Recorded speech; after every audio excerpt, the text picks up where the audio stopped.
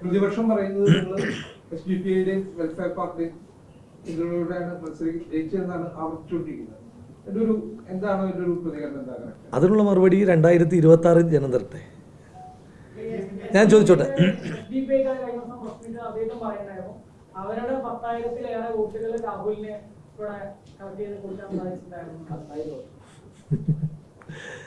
ഞാൻ ചോദിക്കട്ടെ, നമ്മൾ ആ ചോദ്യം ഉന്നയിക്കുന്ന ആ ചോദ്യം വന്നല്ലോ. ആ ചോദ്യം വരുമ്പം ഇപ്പം പാലക്കാട് മുനിസിപ്പാലിറ്റി BJPയുടെ സംസ്ഥാന പ്രസിഡന്റ് വീടാന്തരം കയറി വർഗീയത പറഞ്ഞ് ജാതീയത പറഞ്ഞ്, നിങ്ങൾ ഓർക്കുന്നുണ്ടോയെന്നറിയില്ല, ശ്രീ റിജിൽ മാക്കുറ്റി, ഞാൻ ഇപ്പം അങ്ങയുടെ ചോദ്യത്തിനുള്ള മറുപടിയാണ് പറഞ്ഞത്. ശ്രീ റിജിൽ മാക്കുറ്റി കണ്ണൂരിൽ പശുവിനെ അറുത്തതുമായി ബന്ധപ്പെട്ടിട്ടുള്ള ഒരു വിവാദം ഉണ്ടായിരുന്നല്ലോ. ആ വിവാദത്തിൻ്റെ വാർത്ത തിരുത്തി രാഹുൽ മാങ്കൂട്ടത്തിൽ നിന്നാക്കി ചില പ്രത്യേക കേന്ദ്രങ്ങളിൽ നോട്ടീസ് കൊടുത്തിട്ടുണ്ട്. തെരഞ്ഞെടുപ്പിനിടയിൽ പിന്നെ അതൊന്നുമല്ല ചർച്ച ചെയ്യപ്പെടേണ്ടെന്നുള്ളതുകൊണ്ടാണ് ഞാനത് റേസ് ചെയ്തത്. ഇപ്പോഴും റേസ് ചെയ്യാൻ ഉദ്ദേശിച്ചിരുന്നില്ല. ഇങ്ങനെ വർഗീയത പറഞ്ഞ പാലക്കാട് മുനിസിപ്പാലിറ്റിയിൽ BJPക്ക് എല്ലാ കാലവും ഫിക്സഡ് ഡിപ്പോസിറ്റായ പാലക്കാട് മുനിസിപ്പാലിറ്റിയിൽ 4000-ലധികം വോട്ടിൻ്റെ ഭൂരിപക്ഷം ഇല്ലേ?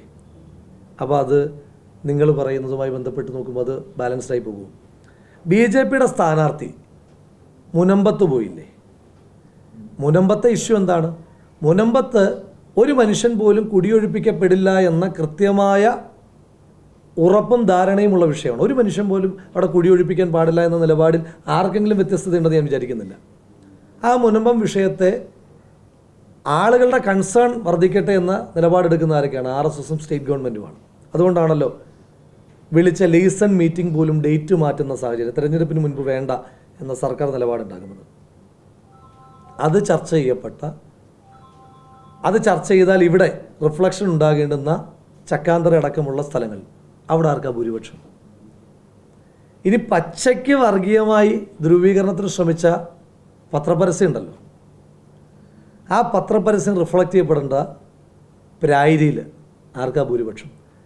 എല്ലാ മേഖലയിലും ഭൂരിപക്ഷം ഉണ്ടാവുകയും പാലക്കാടിൻ്റെ ചരിത്രത്തിലെ, പാലക്കാട് കോൺസ്റ്റിറ്റ്യുവൻസിയുടെ ചരിത്രത്തിലെ ഏറ്റവും വലിയ മാർജിനല്ലേ, ആ ഏറ്റവും വലിയ മാർജിൻ ഉണ്ടാവുകയും ചെയ്യുമ്പം അത് എങ്ങനെയാണ് അത്തരമൊരു ആരോപണം ഉന്നയിച്ചാൽ നിലനിൽക്കുക? അതുകൊണ്ടാണ് ഞാൻ പറഞ്ഞത് ആ ആരോപണങ്ങൾ അവിടെ തന്നെ കിടക്കട്ടെ. 2026 അത് സ്വാഭാവികമായിട്ടും എനിക്ക് ഗുണം ചെയ്യും. അതവിടെ കിടക്കട്ടെ. ഞാൻ പറഞ്ഞല്ലോ, പാലക്കാട്ട് വർഗീയ വിരുദ്ധരായ മുഴുവൻ മനുഷ്യന്മാരുടെയും, അങ്ങ് കൈരളിയുടെ പ്രതിനിധിയാണല്ലോ, CPM ജനത്തിൻ്റെ, ക്ഷമിക്കണം, CPMകാരുടെ വോട്ട് എനിക്ക് കിട്ടിയിട്ടുണ്ടല്ലോ. CPMൻ്റെ എനിക്ക് പേര് പറയാൻ പറ്റുന്ന ആളുകളുടെ വോട്ട് കിട്ടിയിട്ടുണ്ടല്ലോ. ഇനിയും വർഗീയത വിടാനുദ്ദേശിക്കുന്നല്ല, മനസ്സുകൊണ്ട് വിട്ടു കഴിഞ്ഞാൽ RSSൽ നിന്ന് പരിവർത്തനം സംഭവിച്ച ആളുകളുടെ വാർത്ത കൊടുക്കുമ്പോൾ ശ്രദ്ധിക്കണം. RSSൽ നിന്ന് പരിവർത്തനം വന്ന, എന്നാൽ നിങ്ങൾ BJP ആണെന്ന് ഇപ്പോഴും തെറ്റിദ്ധരിച്ചുകൊണ്ടിരിക്കുന്ന എത്രയോ മനുഷ്യന്മാരുടെ വോട്ട് കിട്ടിയ, വാക്കുകൾ വളരെ ശ്രദ്ധിച്ച് വേണം വാർത്തയാക്കാൻ. RSSൽ നിന്ന് പരിവർത്തനം വന്ന, നിങ്ങൾ BJP ആണ് എന്ന് തെറ്റിദ്ധരിക്കുന്ന എത്രയോ ആളുകളുടെ വോട്ട് കിട്ടിയിട്ടുണ്ട്. എല്ലാ ആളുകളുടെയും വോട്ട് കിട്ടിയിട്ടുണ്ട്.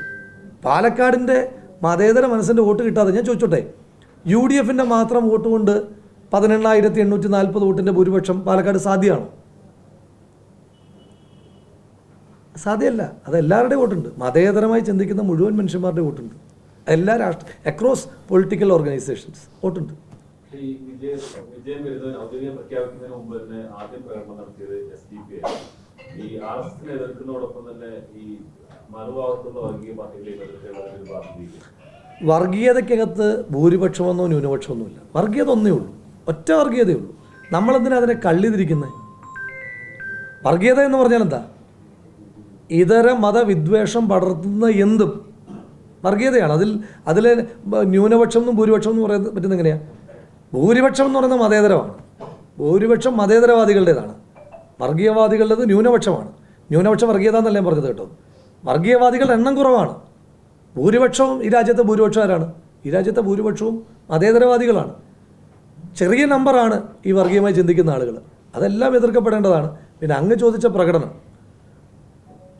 ഒരു മാധ്യമ സ്ഥാപനം വാർത്ത കൊടുത്തു UDFും SDPIയും ചേർന്ന് പ്രകടനം നടത്തിയെന്ന്. അങ്ങനൊരു പ്രകടനം നിങ്ങൾ ആരെങ്കിലും കണ്ടോ? അങ്ങനൊരു പ്രകടനം നടന്നിട്ടില്ല. ഇപ്പോൾ ഒരു രാഷ്ട്രീയ പ്രസ്ഥാനം അവർ പ്രകടനം നടത്തിയതിന് ഇപ്പോൾ എനിക്കെന്താ ചെയ്യാൻ കഴിയുക?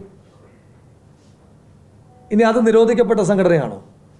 ആണെങ്കിൽ അത് പ്രതിരോധിക്കേണ്ടുന്ന ബാധ്യത എൻ്റേതാണോ? പ്രകടനം നടത്താൻ പാടില്ലാത്തവരാണ് അവരെങ്കിൽ, അങ്ങനൊരു വിചാരം ചോദിക്കുന്ന ആളുകൾക്കുണ്ടെങ്കിൽ അത് പ്രതിരോധിക്കേണ്ടുന്ന ബാധ്യത ജില്ലാ പോലീസ് മേധാവിയുടേതാണ്.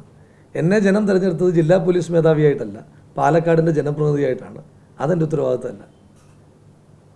SDPIയും UDF ആയിട്ട് ഒരുമിച്ച് പ്രകടനം നടത്തിയിട്ടില്ല. ഇനി SDPIയുടെ കഴിഞ്ഞ ദിവസത്തെ പത്രസമ്മേളനം ഞാൻ കണ്ടല്ലോ. അവർ അങ്ങ് പറയുന്ന കാര്യങ്ങൾ ഉന്നയിക്കുമ്പോൾ പോലും UDF പിന്തുണ ആവശ്യപ്പെട്ടു എന്ന് അവർ പറയുന്നില്ലല്ലോ. പറയുന്നുണ്ടോ? BJPക്കെതിരായിട്ട് വർഗീയത വരാതിരിക്കാൻ വേണ്ടിയിട്ട് BJPക്കാർ പോലും പരിശ്രമിച്ചിട്ടുണ്ട്.